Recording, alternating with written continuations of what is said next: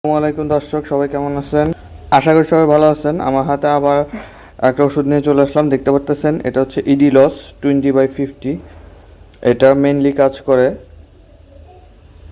যাদের হাতে পায়ে পানি আসে বা বা কিডনিতে পানি আসে বা লিভারে পানি আসে, তাদের জন্য মেইনলি কাজ করে। সবচেয়ে বেশি কাজ করে যাদের হাতে পায়ে পানি আসে, যাদের বৃদ্ধ বয়স, তারা হাত পা লাগাতে পারে না, তাদের জন্য পা ফুলে যায় বা হাত ফুলে যায়, তাদের জন্য এই ইডিলসটা হচ্ছে ইনসেপ্টা কোম্পানির।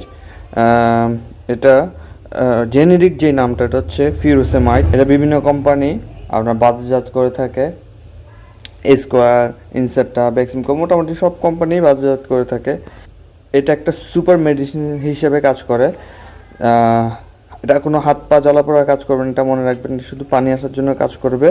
এটার সাথে আরেকটা যে কম্পোজিশনটা আছে, ওটা হচ্ছে এসপিরোনো এসপিরোনো ল্যাকটোন, হ্যাঁ, 50 mg। আর ফিউরোসেমাইডটা হচ্ছে 20।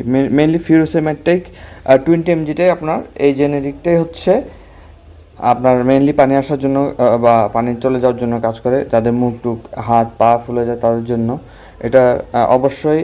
যারা কিডনি রোগী তারা অ্যাভয়েড করবেন বা ডাক্তার পরামর্শ ছাড়া গ্রহণ করবেন না। আমি প্রত্যেকটা ভিডিওতেই বলি ডাক্তার পরামর্শ ছাড়া কোনো ওষুধ গ্রহণই করবেন না।